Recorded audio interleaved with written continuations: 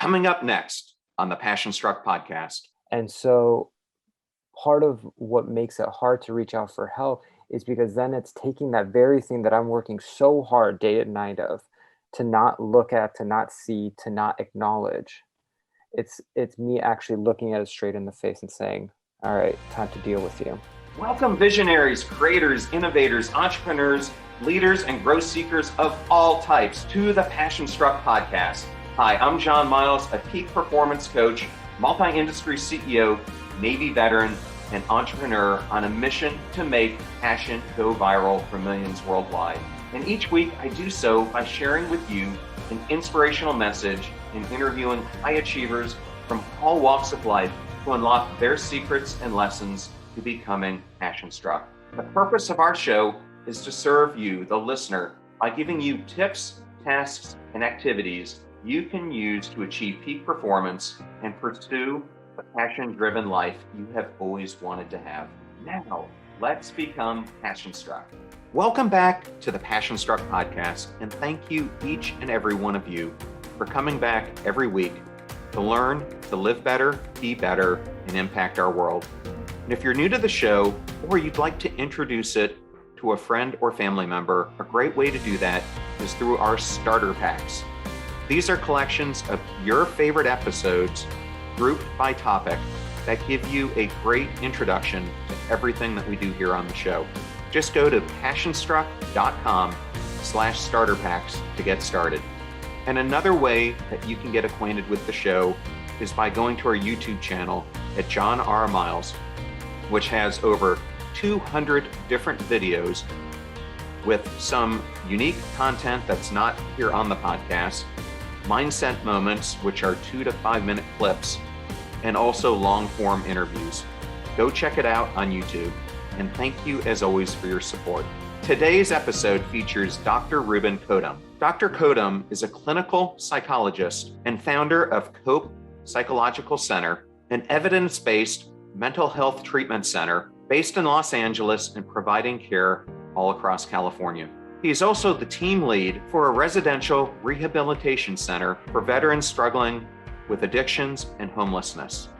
And in today's discussion, we really unpack what is the difference between cognitive behavioral therapy, cognitive processing therapy, and prolonged exposure therapy, and how each one is unique in its way of serving those who are suffering from anything from anxiety, mental health issues, to post-traumatic stress disorder.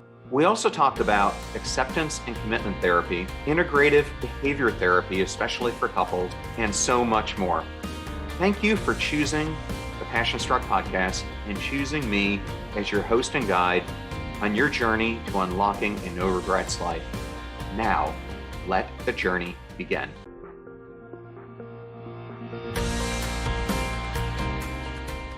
Welcome to the Passion Struck podcast. I'm so happy today to have Dr. Rubin Khoddam with us. Thank you so much, Dr. Rubin, for joining.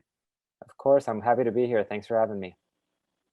Well, I'm really ecstatic for you to be here because the origin of you joining this podcast is I'm a listener of the Jordan Harbinger Show. Great podcast, if anyone hasn't listened to it. And I happened to hear one of his Friday episodes where he got a question in from a listener. This one happened to be from a veteran who was going through, I guess, coping mechanisms from having experienced different trauma in their life, and they were a heroin addict. And so Jordan used some of your information to give advice to this individual. So I always find it interesting, like how people find you. So can you tell a little bit about that story? Yeah, sure. So I got connected to that story because of my work in the substance use trauma field. And so that was a story about like you said, a veteran who has a history of trauma and I believe deployment as well into combat areas. And he has also a history of opioid use disorder. So there's a self-medication there that was going on at the time. And so my role in that show, I sort of helped provide a little bit of information and context for the show, but what I help do was to frame it a little bit, because I think on one line we could talk about substance use directly, but it's not really we're treating the substance use at that point. For this individual, we were really treating the trauma, and for him there was a lot of trauma there that needed to be addressed.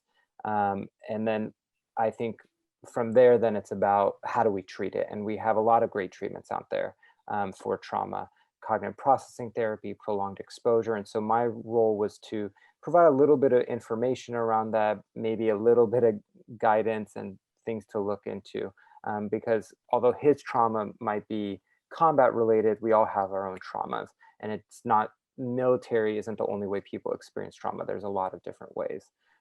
So if I could be of any help or service to point him or anybody in that right direction, I'm happy to. Okay, well, I was excited to get you on because I'm doing a series of episodes around mental health, and also traumatic brain injury. And one of the guests I have coming up is Sean Springs, who's a former football player, but he's on the board of Boulder Crest, and they have a new program. I wouldn't say new, but a different approach. They focus on post-traumatic growth, Mhm. as opposed to treating PTSD. So that's also an interesting topic. But the bigger reason I wanted you here is, much of the audience of the Passion Struck podcast are people who feel stuck in some way in their life, whether that's they're bored with what they're doing, they've had an experience in the past where they've been battered, they feel hopeless, they're numb. And so I'm getting more and more requests from listeners to focus and bring guests on who can help explain how do you get unstuck if Hmm. that's where you're at in your life. But before we go there, I thought maybe a good introduction so the audience gets to know you better, is I always like to understand why people go into the careers that they do. Mhm. And so I thought that would be a great way to start this episode out. Yeah, I mean that's I'm gonna try to keep it short because it's goes back many years, but it was actually funny enough. It was in started in middle school when somebody reached out to me about helping with a peer mediation program, and so somehow I got connected to that, where I was, in middle school, helping mediate disputes uh, between sixth, seventh, eighth graders. But I enjoyed that experience. One, I enjoyed kind of helping understand what made people tick, what caused certain behaviors, and then what also then caused people to change behaviors. And so that ultimately led me to high school, where I actually started our own program there that ended up being dissolved for budgetary reasons at the time. So I started it there. That passion continued to grow. I liked it. The problems got a little bit more complex. Now it's not somebody untying somebody's shoelaces, but high school drama. And then that led me to applying to college as a psychology major, went into the honors program, wrote a thesis around um, substance use treatment outcomes, applied to grad school doctoral programs for a PhD in clinical psychology. um, and then ultimately I took 2 years off, and I applied. I didn't get anywhere. I took 2 years off. I worked at the VA doing substance use research, applied again, got into USC where I did my doctorate, completed that, and then now I work at the VA helping manage, leading a 30-bed residential treatment facility for veterans with homelessness and dealing with addiction. And then I also have a private practice called Cope Psychological Center, where we help on an outpatient basis people with addiction, trauma, as well as other mood disorders. So individuals and couples. Okay, well, I think that's a great background for what we're going to discuss next. Now, one of the things I'm trying to bring with this podcast is, authenticity and, talking about my personal experiences because, I often think you help those who you once were. Yeah. So, unfortunately, like many people, I've had far too much trauma in my life, ranging from combat, physical assault, and other things. But my story is one where like many people, I thought I could do it on my own. And Right. there was such a stigma when I was in the military about going for any mental health assistance, primarily because I was working for the National Security Agency and other intelligence organizations. And there was always the threat that they would take away your top secret and higher clearances. And then when I went into the civilian world, I found just tremendous peer pressure when I was coming up on people looking down, whether it was someone with ADD, you know, or any mental health issues. So, I internalized this literally for 15 years, and it took a 2017 incident where I walked into my house Mm. on an armed burglary of my house, had a gun pointed directly at me, that it kind of not only brought that trauma to the surface, but kind of unearthed all the stuff that I had been suppressing. Wow. So it's long-winded. I'm giving it out there to the audience because, maybe there's someone else who's in that exact position where they've just been trying to push this down. But I can tell you, when I look back upon this, the effects that I was doing to my physical health, my mental health, my spiritual health, relationships, my family, was just devastating. And I guess my question to you, because you focus on this, is why does it take people like it did me so long to deal with their stuck points or those issues? And what's your advice to them? Well, I think I mean, first of all, I really admire and appreciate your vulnerability and sharing that story because it's that kind of authenticity and vulnerability that I would imagine has helped you get to this side of it. And that kind that will help others as well. Because now you provided a door to know for somebody else who's listening to say, I'm not the only one who experienced this. And it doesn't have to be an armed robbery or deployment, but it could be their own trauma. So I just want to first of all say thank you for that. Second of all, I just want to say, it takes a lot because it's scary at the end of the day. If it was easy, everyone would do it. But when we're thinking about any trauma, the thing that maintains a trauma is avoidance. That's the fuel to the fire that keeps it burning.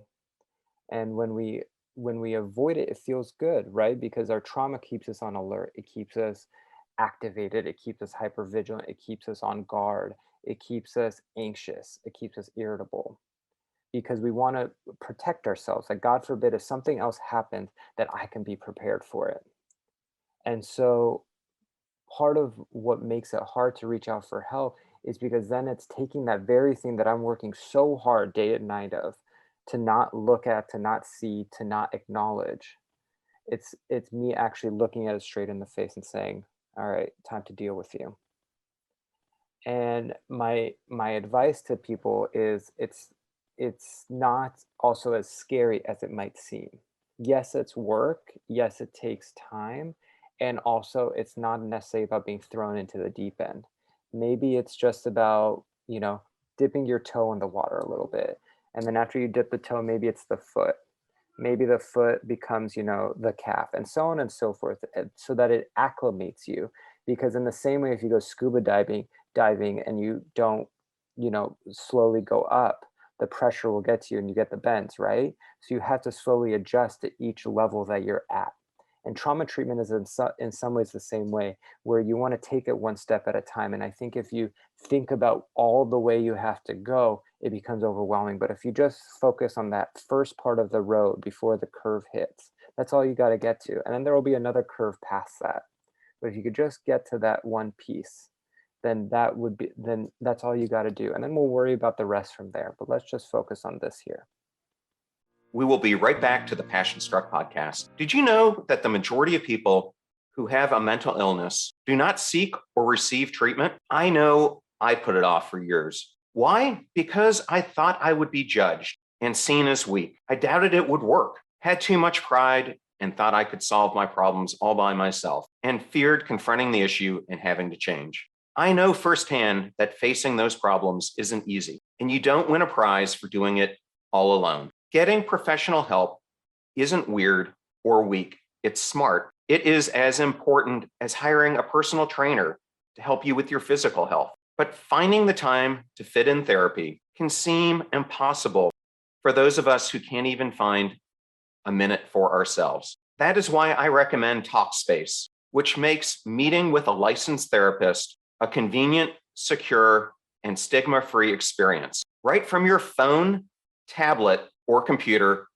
in the comfort of your house. And unlike traditional therapy, you can message your therapist 24/7 via text, video, or voice. No need to wait for a weekly appointment. Join Talkspace today and start moving forward with a single message. Just visit Talkspace.com and you'll get $100 off your first month when you use promo code PassionStruck at sign up. That's $100 off at Talkspace.com, promo code PassionStruck. Thank you so much for listening and supporting the show. Your support of our advertisers keeps the lights on around here.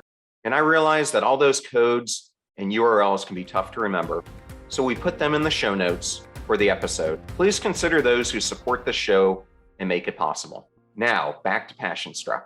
Yeah, it really is an avoidance issue. And it's not just, I think, people dealing with trauma. It seems like there are many people who are just stuck in life. They feel complacent, or they feel safe, or sometimes they just feel like they're surviving, but they don't know how to get to the other side of that. So I wanted to go from there there are a couple different things that you specialize in. One is cognitive behavioral therapy. Another one is cognitive processing therapy. Another one is prolonged exposure therapy. Mm-hmm. And I'm going to start with the two that are specific to PTSD. Mm-hmm. So what is the difference between CPT and prolonged exposure? Yeah, so good question. So CPT and PE, they sort of target the trauma from two different angles. The CPT approach, cognitive processing therapy, targets the trauma by recognizing the beliefs and the cognitions, the thoughts that keep you stuck. So it's sort of the rules you've created for yourself. So maybe it's a rule is, I can't be in crowded places, or if I'm in a crowded places, I'm going to lose control. Or maybe if I'm not in control, then something bad's going to happen, or someone's going to take advantage of me. So it's looking at these unconscious, subconscious thoughts that are driving our behavior, but we don't always have awareness of. So it's shining a light on it. Exposure takes a different approach, and it looks at the behavioral piece. What is it that you're actually avoiding? What is it? So for example, is it crowded places? Is it emotional intimacy? Is it certain people, places, or things? And so that takes a behavioral exposure approach to create a hierarchy of things that you might be fearful of. So starting from like something that might be a 10 versus something might be 100. Maybe 100 is that feeling of, I'll use like a common example among veterans is like being in a concert, a crowded concert, right? That might be the 100. But a 50 might be going to the grocery store in the middle of the day. And so slowly working up the chain of figuring out what a 10 is, a 20, a 30, and every 25, a 35, all these little nuances to work our way up. So like I said, they're both effective in their own way. And the approach to one, depending on what myself or any one of the clinicians in my practice takes, differs by the patient. One, what the trauma was, how complex the trauma was, if there are many traumas, and also just the style of the person, because some just may fit a little bit better and some may resonate with one over the other. Okay. And I want to go a little bit more into these and do it through my personal participation in them. I did want to just say to the audience, for me, a huge avoidance issue was because of my combat trauma. I would avoid events with veterans, which you may think is crazy because you would probably think they would be your best support group. But what I found is when you went to an American Legion or a VFW post or something else, you tend to almost immediately get asked, what did you do? And then from there, it goes into, starting to share stories of combat or other things. And for me, the result of that would be, it would immediately trigger me to have panic attacks. I would go back and have sleepless nights, because it would have all these triggers that came about, just as a great example. So when you're going through cognitive processing therapy, I know it can last different amounts of time. Mine was about 15 weeks. I think in general, it's somewhere about 12 ish. Yeah. But when I went through it, it was kind of, as you are walking through it, it's, they kind of familiarize yourself with what the treatment's going to be. You get a workbook.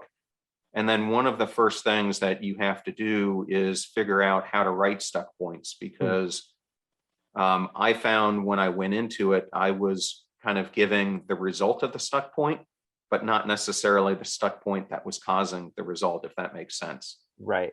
Right. Yes, that makes total sense.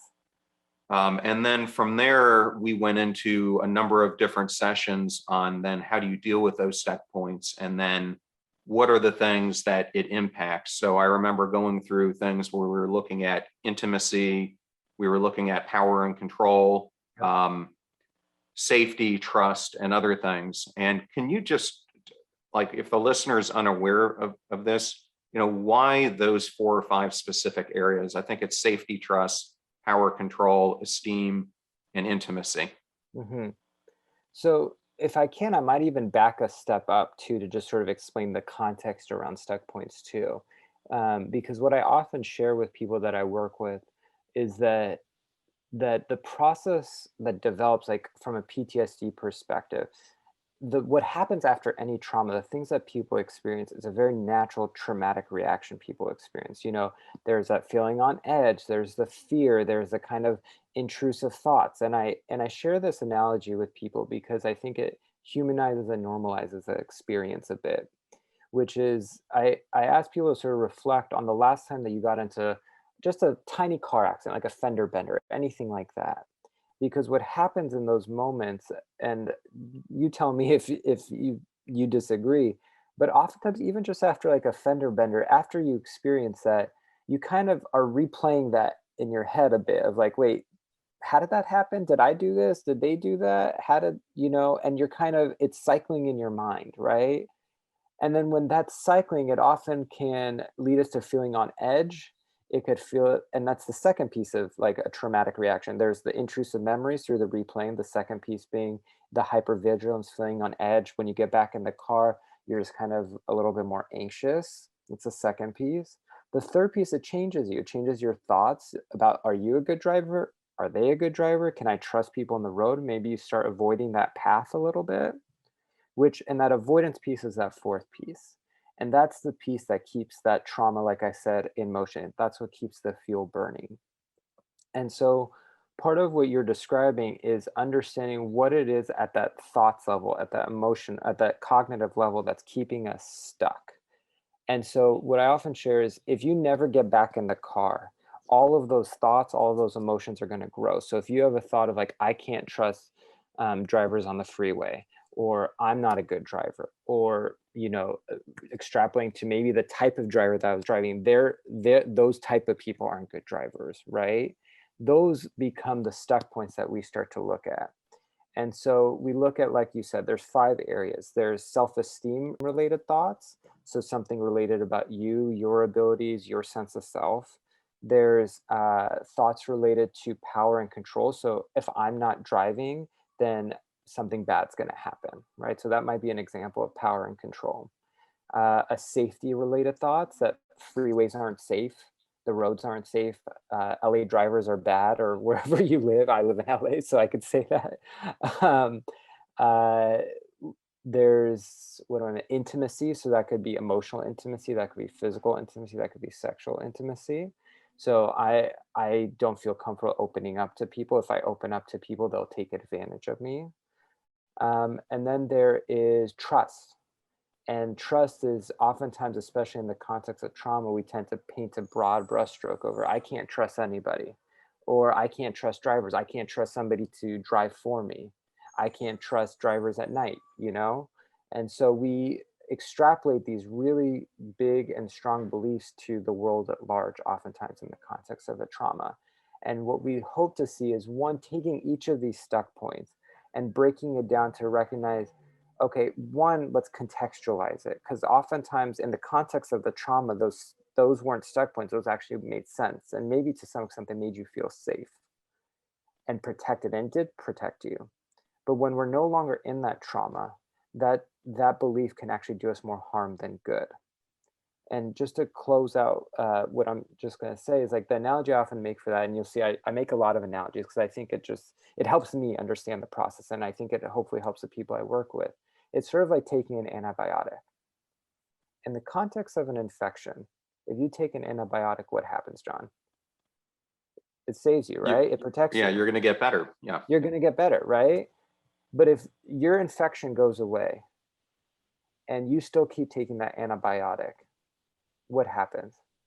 It no longer is effective. It might do more harm to you than good. You become resistant. It starts to cause more damage. So it's important to contextualize these things. That those stuck points that we have, it might work. It might have worked in some areas, and it might have not only just worked, but it helped you survive. But in other areas, it might be causing you more damage. And let's look and let's examine whether that belief you apply to here is actually true over here. Does that make sense? Yeah, it makes sense because for me on the other side of it, Yeah, now I've become a lifetime member of the VFW, and amazing. I am seeking out those things that were once traumatizing to me. And I think you're right. Had I not done um, the therapy, I probably would have never started Passion Struck, Mm, um, or any of this to happen. Now, on this show, I've had, probably 43, 44 guests now, and a mhm. huge component of them have had to overcome adversity, some sort or another. And one of the things that I found that's very common is how often people don't self love. Mm. I can't tell you how many people we've had on the show who were like, I didn't even want to look at myself in the mirror, much less, praise myself. Why is that such a big issue? And is it something that you find with a lot of your patients? Well, it's not something we've been taught. I think it's unfamiliar. And so when, especially for people who've experienced a lot of complex trauma, and what I mean by that, especially in the context of like childhood trauma, not feeling safe as a child, not feeling safe and then that leading to unsafety as a young adult and as an adult, to learn how to love myself when maybe my primary caregivers or those around me didn't know how to show or actually actively didn't show love. Because it's one thing to actively not show it through abuse, it's another thing to be sort of negligent, just not know how to show love, right? So then we're asking people to do something that they've never been taught to do. And so what I think of as self love is also self compassion and giving ourselves a little bit of grace that, I may not be doing things perfectly, but I'm working towards it. I may not be the best at this, but I'm putting in all of the right steps. I think part of what self love is, I think it's changing our perspective from reaching a certain destination to also being appreciative of the process and that process within ourselves, that self growth process. That I'm not trying to, self love doesn't happen when I get here, when I attain this, when I receive that. But self love is a process that I embody, that I work towards embodying as I'm working towards my values. And it is hard, it's uncomfortable, we all struggle with it, myself included. There are times when life hits me upside the head and then self-love goes out the window. That's part of learning how to do love and give back to ourselves what we sometimes give to others could be the hardest thing of all. But it's also a path that we must go down for us to get the healing we need. Yeah, and if so, you were someone in the audience and you're struggling with this, what would you suggest to be an initial step they could take to get on the path to facing some of their self-limiting beliefs? Because I truly believe, yeah, if you're going to be kind to others, you can't do it unless you're kind to yourself first. Right. So I mean that's a great question. It's hard to know our own personal blind spots. You know, to your point of like, how do we begin to recognize our self-limiting beliefs? It's like sort of saying, try to change lanes without looking over your shoulder. You know, we can't see what we can't see. And so part of it is sometimes we need that neutral third party, like a therapist, like a coach, like somebody outside of us to help point us in that right direction. And it requires a level of openness because then when we start to actually look, we might see things we don't like, and we might see things we purposely try to avoid. And that could be trauma, that could be a lot of things.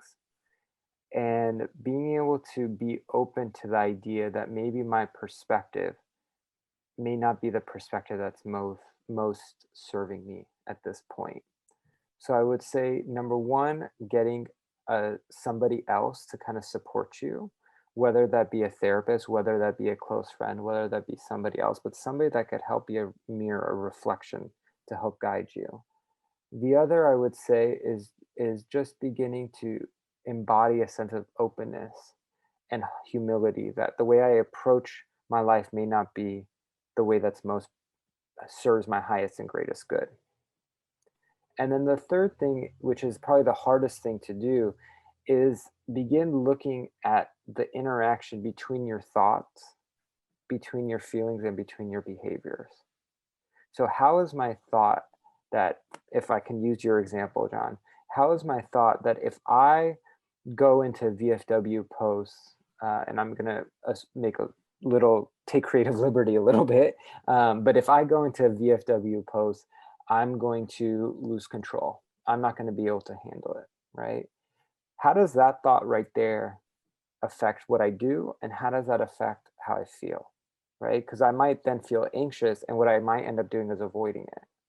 See, so now I have a cycle that becomes like a sort of, I think of the recycle logo. Those three things feed each other now. And I need to get out of that cycle. I either need to change that thought or I need to change that behavior. So sometimes we need to think our way into a different behavior, and sometimes we need to behave our way into a different thought. And either way works, but we gotta find which direction works best for us. And if can't quite do it yourself, which it's hard for most people because it's different, find somebody who can help you. Okay, and I think that's a great explanation and also a very good lead in to the next topic I wanted to get into, which is, and now we've talked about CPT Hmm. and PE, Hmm. and I think you just started introducing some aspects of cognitive behavioral therapy. But how is CBT different from the other two? So CBT is most like CPT, and I love it's the alphabet of therapy. So I know it's confusing, but cognitive behavioral therapy. Well, actually, let me reverse that.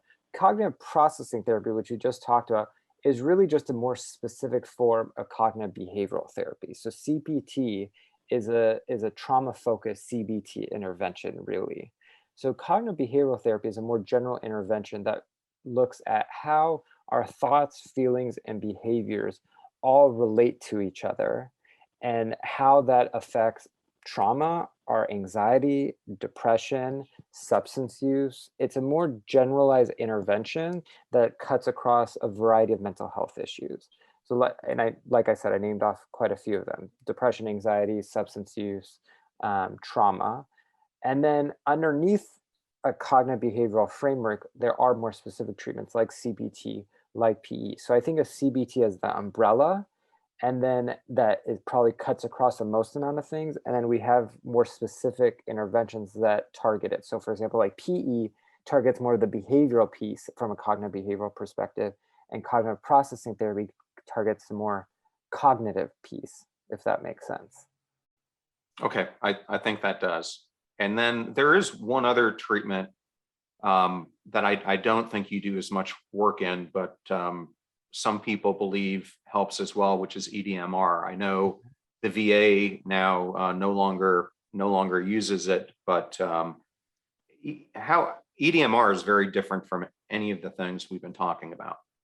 So yeah, EMDR, eye movement, Yes, EMDR, EMDR. yeah, Sorry, eye sorry. movement desensitization record. So that is also a trauma treatment. So EMDR is most like one part of prolonged exposure. So I'm not an EMDR expert, and the reason is, so yeah, like you said, the VA, the two frontline treatments for trauma in the VA and across a lot of medical centers is cognitive processing therapy and prolonged exposure. EMDR has components of each, but what it has is this like eye movement piece. And I'm not going to pretend to be an expert on this at all, but I think it's through the recounting of the trauma as you sort of move your eyes along this light device thing that I'm butchering, but that it's recounting your trauma through looking at this light. And that's one piece of prolonged exposure minus the light, because what's actually been found with EMDR, the mechanism of change, you could take out that light piece and still have some effectiveness in the research with the recounting of the trauma. So what that tells us is that what is helping people heal through EMDR is the reliving and the exposure of that trauma, and through new learning about different things about themselves, that experience, in the world at large. And that is what's at the core of prolonged exposure, because it's the imaginal exposure. It's putting yourself back in the height of that trauma and recognizing perhaps a different perspective that you didn't realize before because you've avoided it for so long. So yeah, EMDR has similarities to pieces, but the prolonged exposure essentially takes the effective parts of EMDR and boils it down in a bit more of a succinct way, is my understanding. Okay. But EMDR, I will say, EMDR has a great PR rep. Whoever the PR rep of EMDR is great. I've never seen one treatment get so much publicity, but I do like to say, PE and CPT are really the frontline treatments for trauma. And I just wanted to do, kind of a shout out that if there are veterans listening to this, first responders, law enforcement, other people who've gone through trauma, I can't tell you, since I've been more vulnerable about talking about this, how many people I am finding are just like I was. And, So many. specifically because I deal mostly with veterans, how many people who've been in combat who all share the same symptoms, same issues. And, I think that there used to be this big push to use pharmacology Mhm. intervention. And that's what led, I believe, to a lot of people coping by resorting to, drugs and alcohol instead of taking them. I'm not sure if there's any truth to that, but, it's one evil over another. But if you are a person who has a coping mechanism through drugs or alcohol, how do you recognize that it's not just, something that you're doing, out of habit, or it's something that you're just not doing socially, and that it's really become a coping mechanism? That's a great question. If I had an easy answer, I probably wouldn't have the job that I have. What I often share with regards to that question is, it's not like with addiction or substance use, it's not like cancer. We could go in with cancer, we might be able to use like a really fancy MRI or CAT scan to look at where the cancer is, how big is it, where has it spread, right?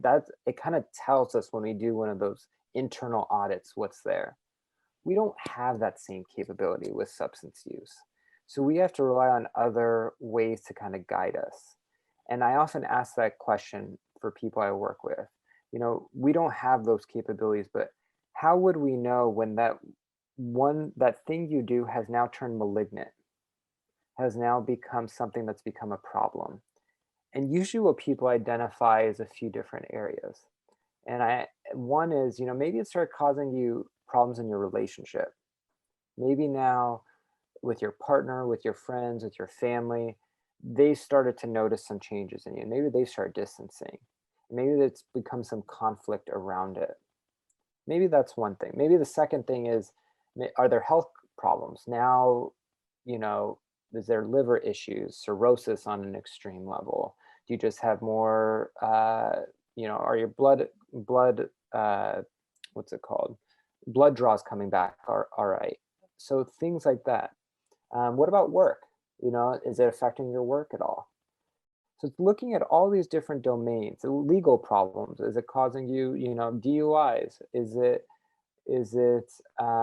Have you built physical tolerance? Have you built withdrawals so that when you stop using, do you end up feeling some kind of way?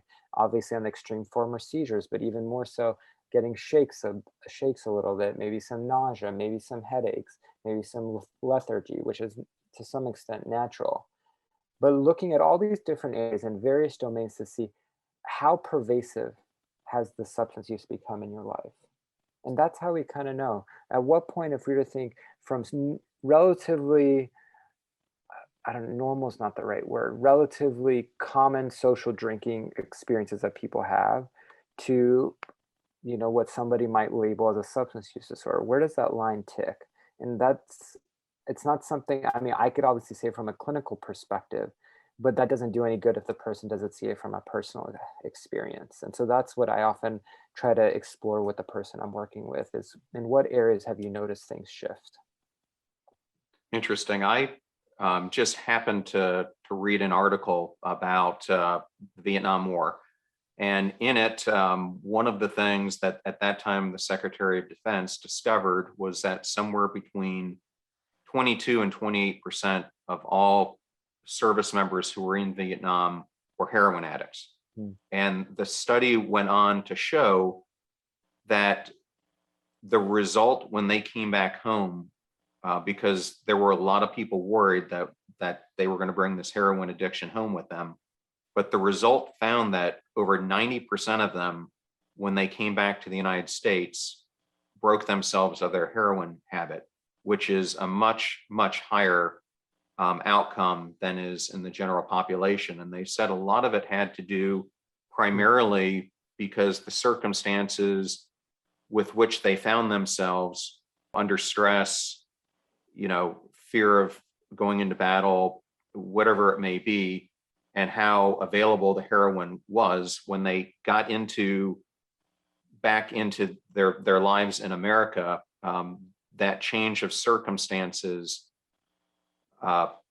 changed their behavior, and I thought that Right. that was an extremely interesting finding. Right. It's interesting. There's three things in that. I think one is the removal of access. The access has changed. Number two, it's also removal of the primary stressor that may have been causing it. And the third is now engagement in alternative activities that can substitute for the high or the hit of a heroin of using. And that's part of what also addiction treatment looks like. It's now that you've kind of stopped using whatever your substance of choice is, there's going to be a bit of a void because now there's that time, energy that was spent on obtaining, using, and coming down from the effects that is going to be left to fill. And so part of my work in graduate school and postgraduate school is to understand what are the types of activities or to what extent do engaging in these alternative activities help with reducing the effects of substance use. And that's what you see is like by engaging in more healthy, pleasant activities, you naturally see reductions in substance use. And there's a lot of other variables that are factor into that. Obviously there's a lot of economic privilege involved in that. There's access privileges and things that affect that. But if we could find more ways for people to engage in healthy, alternative, pleasant activities, that can ultimately help reduce the risk of maintaining or progressing a substance use problem. Okay, I wanted to give you a shout out. As I was doing research on you prior to coming on, I found out that you're a Google scholar, and one of the articles I looked at was because many of the listeners are parents, was the impact of adolescent marijuana use on intelligence. Hmm. Was one of the articles that you were cited for, and I thought that might be an interesting topic because I know, I have a son now who's 23, I have a daughter who's 17, and they say marijuana use is extremely prevalent. So how does that impact your intelligence over time if you start that?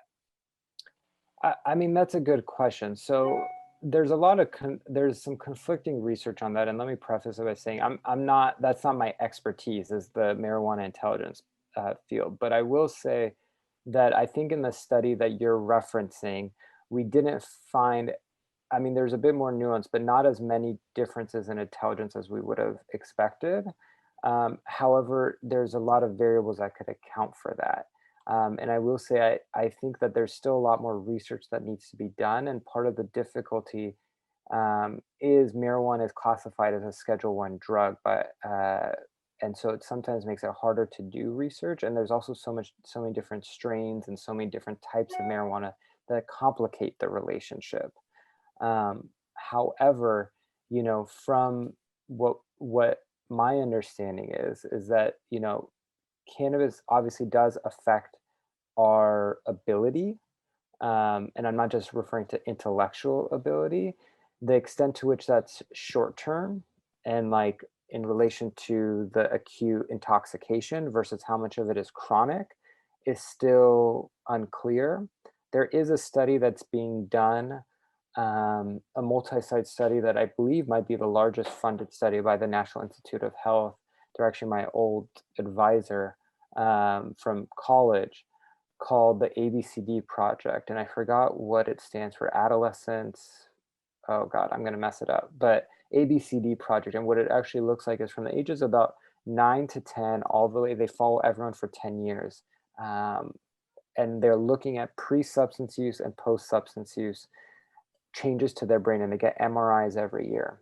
And so they're actually going to be able to have really great data that might be able to speak to that question a little bit more about the real acute and chronic effects of substance use and the changes that might incur on cognition, on brain development, and so on and so forth.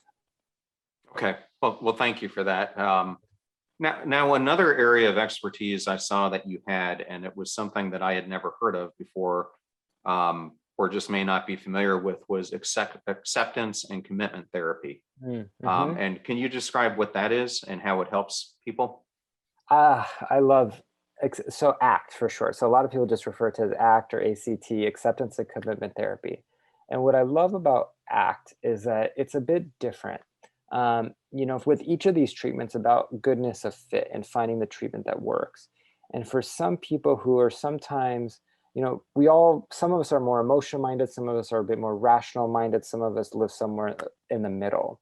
For those, sometimes for people who are overly rational, sometimes it could be good to kind of step out and use ACT as a treatment approach, because what ACT does is it essentially takes, all of these stuck points, all these beliefs we have. We could spend all day kind of recognizing the pros and cons of it, the validity of it, the accuracy of it. Is this true? Is it not true?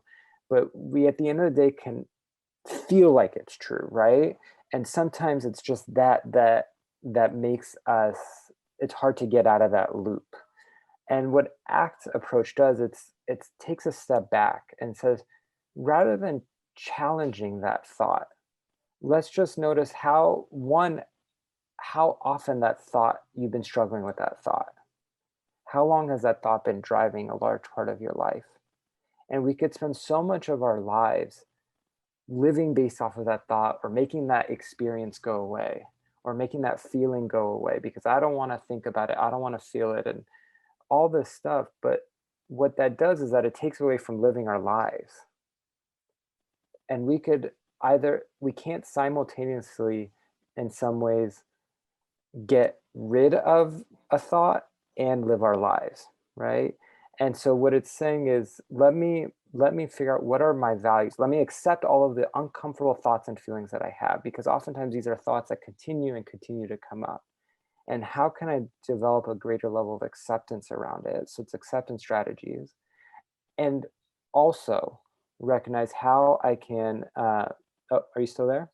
Yep, I'm still here. Oh, sorry, I lost you for a second.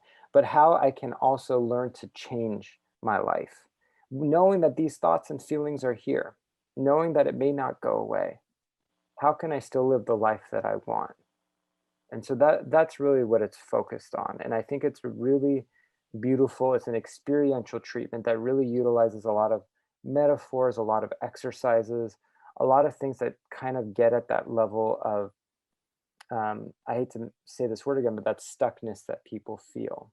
And it's about not changing the thought, but it's about changing our relationship with the thought so that we're not struggling with it. So I did want to take you into a little bit different direction, and that is, when I have gone and sought out a counselor, whether it's been for myself, for marriage counselor, for our kids, oftentimes there's not a lot of information on the counselors who are out there. So Mm-hmm. do you have any advice that if you were a person looking for, a psychologist or a social worker, whatever it may be, what would be some of the questions you would recommend asking to see if they're the right fit? I think that fitness, regardless of if it's a mentor you use, a coach, or a counselor, is Right. extremely important. I think the first question that comes to mind is I would ask, like, what's your approach to working with people who, one, have you worked with people who have similar experiences to what I'm describing? Number two is what's your approach to dealing with it, and and maybe sort of related to that, what's your style? Everyone has a different style in therapy. Some take more supportive therapy styles. Some, trying to support, build people up, which has value in and of itself. And some people have more directive styles, more assertive styles. And it also depends on what you're looking for. Are you looking for somebody like, hey, I want to go out for some short-term treatment and really focus on these symptoms? Or am I looking for, some more longer-term work that might involve some short-term, let me help me feel better, and then also grow that into long-term. So I might ask, like, how long do you usually see people? Some people kind of aim to see people for a few months, get some work on their symptoms and move on. Oftentimes other people are just trying to or want to see people kind of indefinitely. So I would ask, what have you treated people with my experience? What's your approach? What's your style? When you usually see people, how long do you usually see them? And I know that's, even when I get asked that question, I don't have a straight answer because it varies. Some people I see for very discrete amounts of time. Some people it's discrete that turns into longer. Some people it's discrete that comes like booster sessions every once in a while.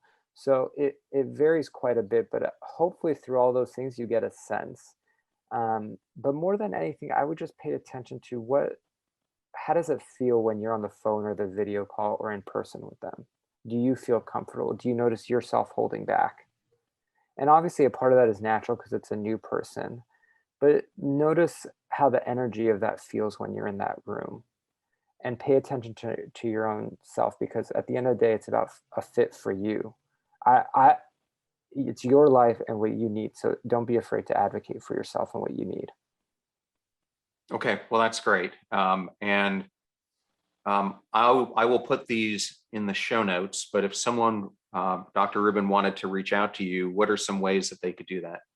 Yeah, so our website, my website is www.copepsychology.com. That has my information as well as all the providers in our practice who all do the treatments that we talked about in this podcast. My personal email is Dr. Rubin at Cope Psychology. That's DRRUBIN at Cope Psychology. Or you could call our general line 310-453-8788. Okay, and if there's a veteran who's facing a substance abuse issue, can you just touch on the program that you're with at the VA? And because I'm sure they're across the country, but if they feel they need that, how do they get in Yeah. touch? So not every VA has it, but it's what's called the domiciliary residential recovery treatment program. So variety of VAs have it throughout the country. And what I would go is like our VA has a welcome center to get connected to care there. And usually the VA is generally like a HMO primary care model. So I would go to whoever your primary care is and suggest that, say that you're interested in a higher level of care, residential treatment specifically. And they might be able to point you in the right direction or connect you with social work or another mental health professional to help you. Okay, well, great. Well, Dr. Rubin, thank you so much for coming on the podcast Oh, my and sharing pleasure. your wisdom. Thank you so much for having me. I hope, for anybody who's listening, I hope you're able to get the help you need or point someone in the right direction that might get the help they need. I wanted to thank the audience for all your support of this podcast and helping us reach a point where on a monthly basis, we have over 100,000 downloads between YouTube and the podcast. And we are growing at 25% month over month. So thank you so much for all your support, and also for all the 5-star ratings that you keep giving the show, which we have over 1,400 of today. We appreciate the support so much. Now let me cover a couple of the other episodes that we mentioned during today's show. During the month of October, we had 3 great episodes that were all about brain health. One was with brain health coach Cindy Shaw. I had another one with former Ohio State All-American, first round NFL draft and Pro Bowler Sean Springs, who talks about his involvement and how he is trying to prevent head injuries, and also why he became a board member for Boulder Crest. And lastly, we have on famed neurologist Dr. Jay Lombard, who talks about new treatments that are out there for approaching ALS, Alzheimer's, Parkinson's disease, and traumatic brain injury. So much great content, and as I said at the beginning of the podcast, if there's a topic you want to hear or a person that you would like to see us interview, please DM us at Passion Struck Podcast on Instagram, or reach out to us at info@passionstruck.com. Thank you for being here. Now go out and become Passion Struck. Thank you so much for joining us. The purpose of our show is to make passion go viral. And we do that by sharing with you the knowledge and skills that you need to unlock your hidden potential. If you want to hear more, please subscribe to the Passion Struck Podcast on Spotify, iTunes, Stitcher, or wherever you listen to your podcasts at. And if you absolutely love this episode, we'd appreciate a 5-star rating on iTunes and you sharing it with 3 of your most growth-minded friends so they can post it as well to their social accounts and help us grow our Passion Struck community. If you'd like to learn more about the show and our mission, you can go to passionstruck.com, where you can sign up for our newsletter, look at our tools, and also download the show notes for today's episode. Additionally, you can listen to us every Tuesday and Friday for even more inspiring content. And remember, make a choice, work hard, and step into your sharp edges. Thank you again for joining us.